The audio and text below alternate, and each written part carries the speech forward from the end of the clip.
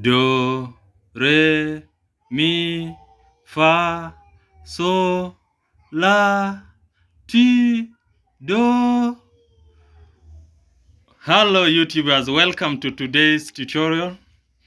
This is one of the best tutorial for beginners because in today's lesson we're trying to break down the relationship between the Nashville numbering system as used in the player of keyboard and the solfege system, because since we are learning how to play by ear, it is actually important that as you do your scales, you have a clear understanding of the relationship between the two, because in most cases and quite often you'll find that both the Nashville numbering system and the solfege system will be used interchangeably. Like I would decide to talk of chord number 1, then I go to my so, I talk of la, I'm talking of such like things. So it is important that we break it down at the beginning so that we understand.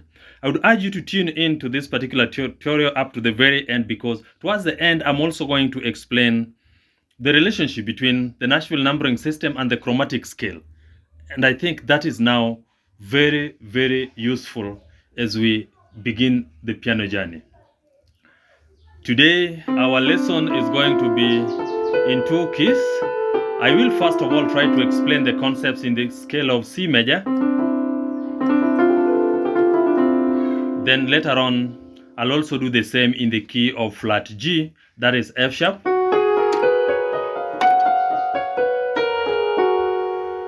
And we shall have really developed into our understanding of the music, because we cannot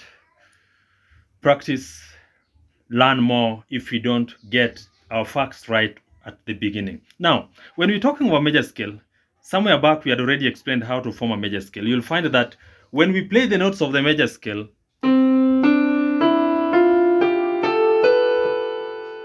and I gave them the Nashville numbering system where C was number 1, D number 2, E number 3, F number 4, G number 5, then A was number 6, B was number 7, and we are back to our number 1. If you look at that, you'll find that in certain sections or in certain quarters, you'll find that instead of using the Nashville numbering system 1 as 1, 2, 3, 4, 5, 6, 7, 1, you'll find that we are using the solfege. So now the solfege means here we are using the solfa notations, where note number 1 is do, the second one is re, the third one is mi, the fourth is normally fa, then the fifth one is so, the sixth one is la, the seventh one is ti, and then we are back to the first one, or the eighth, which is do. It's important, and even the chords, the diatonic chords also as named as, this is do chord, re chord, the mi chord, the fa chord, the so chord, the la, the ti, and the do.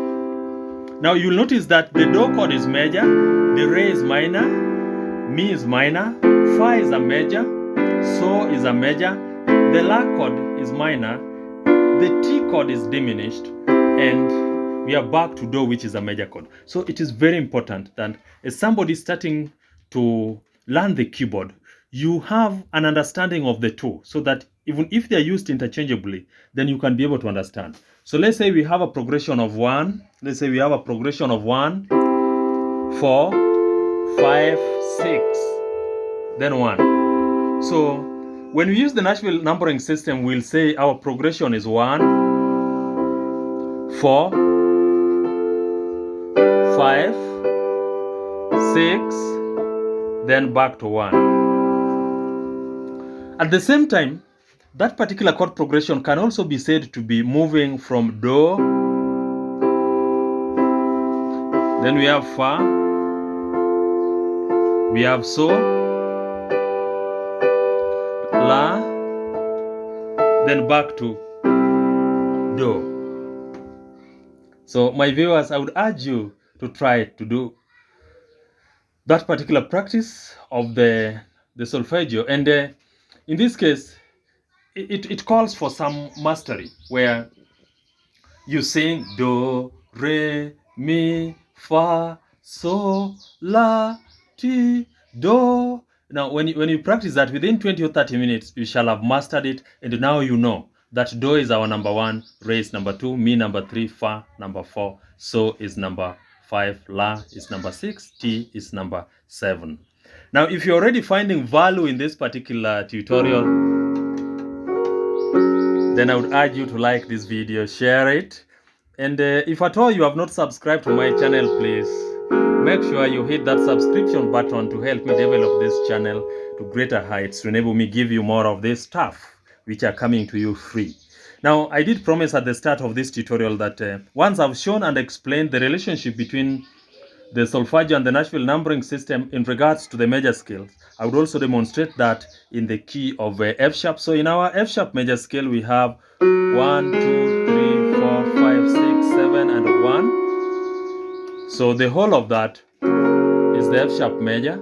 And now in terms of solfeggio, we have F sharp being do, G sharp is re, A sharp is mi, B is fa, C sharp is so, D sharp is la, F is T, and then we are back to F sharp, which is our do. So once again, you can also do this. Once you've mastered the do, re, mi, fa, so, la, ti, do system, I'd want you to try and now play your scales as you sing along. Do, re, mi, fa, so, la, do, ti, la, so, fa, mi, re, do.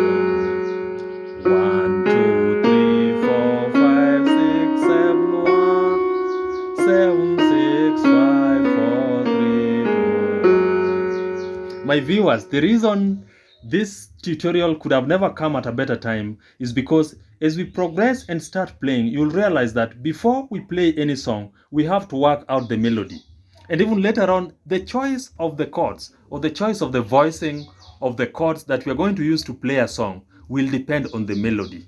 The melody is a very important aspect of play whenever we are playing. And as you are going to realize, it is very difficult to sing the melodies using the Nashville numbering system. So we normally use the solfeggio system to sing our melodies. And that is why it is very important at this stage that as you start learning the keyboard, you master the solfeggio system of do, re, mi, fa, sol, la, ti, do, so that you are good to sing the melodies and master the melodies as a way of ear training and learning our music. So the next and the final point I wanted to talk about is the chromatic scale, because if you look at the major scale, I'll be back temporarily in the key of C major. I'll be back there in the key of C major. If you look at our major scale, we have, when we just follow the tones, you'll realize that between the do and the re, there is a note which is a semitone away. So I'm explaining this do, and there is this. So when we play all these notes in the key of C major, so when we do that, we say that we are following the chromatic scale. Now, the chromatic scale is also its notes numbered. And as you can see from my chart here, of course, the solfa notation, the major scale is do, re, mi, fa, so, la, ti, and do. That is the major. But if you are back here, if you are back to the major scale here, you will find that between do and re, there is a note. So that note has a name. And we have the do. Then when we sharpen do, we get D. Then we go to re. We sharpen re, we get re. Then mi. Then between mi and fa, we don't have a note. You can see down here from the scale. You can tell to the camera to capture. So we have do, D, re, mi. Then we have fa. After fa, between fa and so, there is a note here. And this note is fi. Then we have so. We have z. Then number 6 is la. Then we have li and ti, and finally we are back to do. So once you are done with the mastery of the do, re, mi, fa, sol, la, ti, do, as you begin this, I would want you also to master the chromatic scale. remember in this part too, I was looking at the chromatic scale where we are saying we have the do, di, re, mi, fa, fi, so, zi, la, la, then we have li, then we have ti, and we are back to our do here. Can you take your time and master that? Because this is very important. As we progress just a little bit, when we look at our chords, so we have number 1, sharp 1, number 2, sharp 2, number 3, number 4, sharp 4, number 5, sharp 5, number 6, sharp 6, then number 7, then we are back to number 1. So we have do, di, re, mi, fa, fi, so, zi, la, li, ti, do. If I'm a bit faster, please just slow down the video so that you get this. If you look at my chart, I've written so that maybe in case my pronunciation, you can just check and read along with me. If my pronunciation maybe is different from the way you pronounce this, but you can see written in words, you can pronounce them in whichever the way, but we have do, di, re, mi, fa, fi, so, zi, la, li, ti, do. Remember, in this case, I've only shown the chromatic scale when we are ascending from the lower do to the upper do. It's very important because later when we use the passing chord, you'll find that when we're playing and let's say we want to play chord number 5, we were in number 1, we want to play, let's say we were in number 4, we want to play number 5. Sometimes, when let's say we are in number 4 here, and we want to go and play this chord number 5, sometimes we use this note which is just a semitone away. So when you know it, of course here we can just talk of, we want to play number 5, we are at number 4, we want to play number 5, but between number 5, chromatically, there is between number 4 and number 5, we have the fi.